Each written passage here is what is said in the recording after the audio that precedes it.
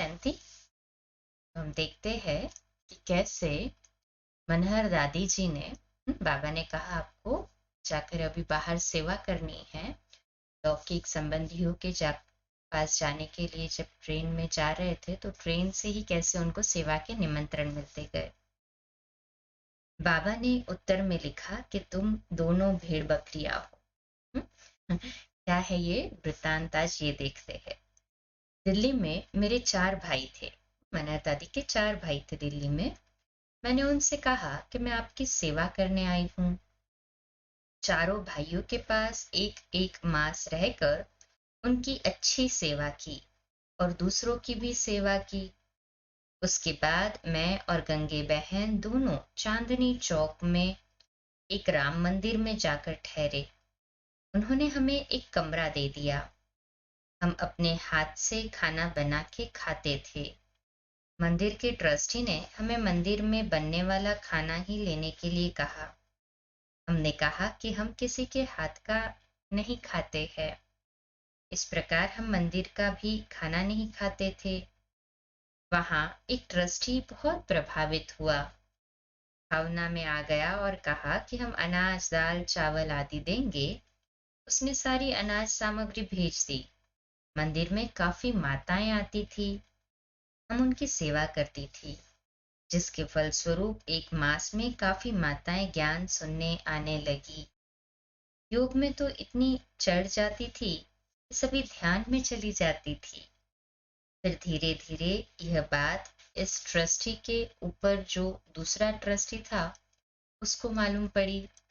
उसने हमें बुलाया और पूछा कि तुम क्या सिखाती हो, जो सभी माताएं कहती है कि हमने कृष्ण को देखा, स्वर्ग को देखा, विष्णु को देखा। हमें तुम बताओ कि तुम क्या करती हो।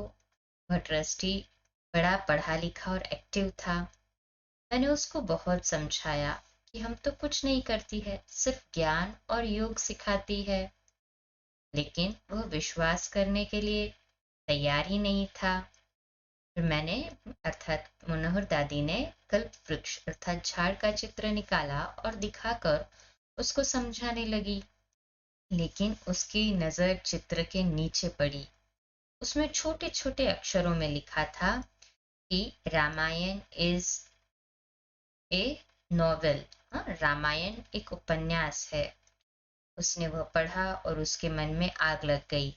वह गुस्से से बोला, तुम राम मंदिर में रहती हो, तुमको अनाज भी राम मंदिर से मिलता है और रहने के लिए कमरा भी राम मंदिर से मिला है।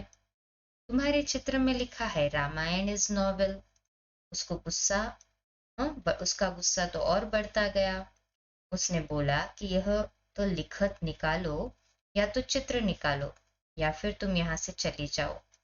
मैंने सोचा कि बड़ी मुश्किल से सेवा करने के लिए जगह मिली है और अचानक यहाँ से कहाँ जाए। वह गुस्से से लाल लाल हो रहा था। हमने वह लिखत निकाल दी। फिर सारा समाचार बाबा को लिखा। बाबा ने उत्तर में लिखा कि तुम दोनों भेड़ बकरियां हो, क्योंकि तुमने अपने हाथों से भगवान के महावाक्यों की चिटकी उतारी है। हमने बाबा को कई कारण बताए, लेकिन बाबा ने कारण नहीं सुना और उपरोक्त टाइटल दे दिया। हम जब भी आते थे तो बाबा बड़े प्यार से मुस्कुरा कर कहते थे, मम्मा देखो, ये दोनों भेड़ बकरी आ गई। हम भी प्यार से स्वीकार कर लेते थे। इतनी निर्माणता दादियों में। समझते थे कि भाई हाँ, अगर हम नहीं निकालेंगे तो शायद ये निकाल देगा। मंदिर से डर था, एक अंदर से भय था कि कहाँ जाएंगे। सोचा कि निकाल दे, तो बाबा ने भेड़ बकरी का टाइटल दिया तो भी मुस्कुराकर स्वीकार कर लिया। अंदर से बाबा का रूहानी प्यार बहुत मिलता था। फिर तो मंदिर का भी समय पूरा हो गया। फिर नेक्स्ट है, तुम देवियां हो, तुम्हारे दर्शन के लिए भक्त आते रहेंगे। दादी जी अपने अनुभव में कहती है कि उसके बाद एक दिन एक भाई आया और हमें जमुना घाट पर ले गया। जमुना घाट पर पूजा का स्थान बना हुआ था। एक बड़ा हॉल जिसमें कोई दरवाजा नहीं था, सिर्फ बीच में 2 दीवारें थी। उसमें सभी लोग पूजा करने आते थे। उसने कहा, यहाँ रहो।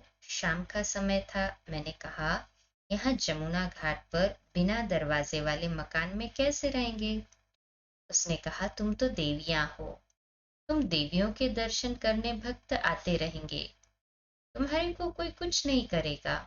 वह पक्का निश्चय बुद्धि हो गया था। हम बाबा की याद में बैठ गई और सोचा कि बाबा हमारा रक्षक है, जो होगा देखा जाएगा। रात हो गई। एक बहन सोती थी तो एक बहन जागती थी, लेकिन एक पहलवान भाई था, वो रात भर हमारा पहरा करता था। उसको आवाज सुनाई पड़ी थी कि तुम्हारे घाट पर देवियां आई है, तुम्हारा काम है उनकी संभाल करना। उसको यह भी प्रेरणा मिली थी कि अगर ये सच में देवियां होंगी तो कुश्ती में तुम्हारी जीत होगी। रोज रोज वो रात्रि को पहरा लगाता था। 15 दिन के बाद कुश्ती में उसकी जीत हो गई। उसकी भावना बैठ गई कि सच में ये देवियां हैं। एक दिन उसके साथ 20 हट्टे कट्टे पहलवान लंगोट में ही हमारी ओर आ रहे थे। मैंने कहा, गंगे बहन, ये सारे इधर क्यों आ रहे हैं? वे सारे आकर हमारे सामने दंडवत प्रणाम करके लेट गए, फिर भावना से ओतप्रोत होकर हमारे सामने हाथ जोड़कर बैठ गए। वे दूध, चावल, नारियल और 20 रुपए की दक्षिणा हमारे सामने रखकर स्वीकार करने के लिए विनती करने लगे। उनमें से एक पहलवान ने सारी बातें बता दी और उन्हें आवाज सुनाई पड़ी थी और कुश्ती में उनकी जीत हो गई, इसलिए खुशी से ये सब लाए थे।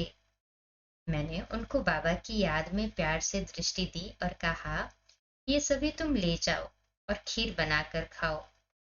उन्होंने कहा कि यह तो नहीं हो सकता, हम आपके लिए लाए हैं, खाओ। हाँ, बनाकर आपको ही खाना पड़ेगा। वो ही अंग, वो ही अंगीठी लाए, कोयला लाए, सब कुछ वो लेकर आए। फिर हमने खीर बनाई और बाबा को भोग लगाया, उन्हें ज्ञान भी सुनाया, सबको खीर खिलाई और हमने भी स्वीकार की। फिर उन्होंने घाट पर आने वाले लोगों को प्रेरणा देना शुरू किया कि आबू से 2 देवियां आई है, जो गहन तपस्या करती है, साथ में भगवान का ज्ञान भी सुनाती है। ऐसे धीरे धीरे लोगों का आना आरंभ हुआ। हमने ज्ञान देना शुरू किया। बाबा के ज्ञान से 2 सेठ काफी प्रभावित हुए, जो हर प्रकार से यज्ञ की सेवा भी करते रहते थे। हमको कोई भी यज्ञ के लिए संकल्प आता था तो हम उनको प्रेरणा देते थे। वे कभी मूंग की दाल की बोरी तो कभी चावल की बोरी भेज देते थे। ऐसे यह यज्ञ सेवा शुरू हुई। वंडरफुल है ना, दादियों की सेवा के अनुभव। अच्छा, 2 मिनट के लिए साइलेंस में बाबा की याद में बैठते हैं। संगठन में बाबा के घर के लिए विशेष वाइब्रेशंस देते हैं।